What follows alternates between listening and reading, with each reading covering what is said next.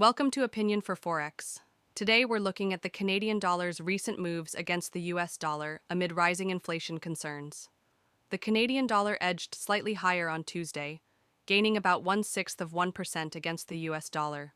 But these gains were modest, as inflation in Canada accelerated faster than expected in April.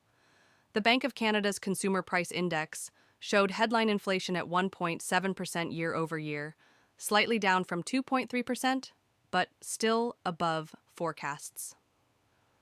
Meanwhile, the core inflation rate rose more sharply, hitting 2.5% year over year and jumping 0.5% month over month in April, up from just 0.1% in March. This inflation uptick puts pressure on the Bank of Canada's recent aggressive rate-cutting cycle.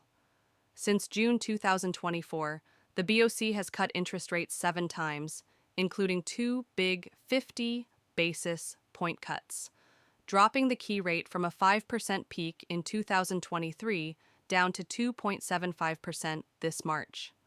However, with inflation rising and housing prices not easing, it appears the BoC may have reached the limit of its rate cuts for now. Technically, the Canadian dollar has gained about 0.7% from last week's lows, but remains weaker against the US dollar overall in recent weeks. The USD CAD exchange rate has been hovering near a strong resistance level at the 200-day exponential moving average around 1.4025. Despite some bullish momentum for the US dollar, the pair has so far held back from breaking past this key technical barrier.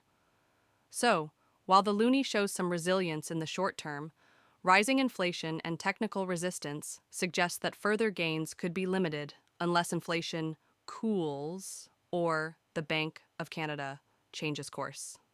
Thanks for watching. Stay updated on the latest Forex insights by subscribing to our channel and hitting the notification bell. See you next time on Opinion for Forex.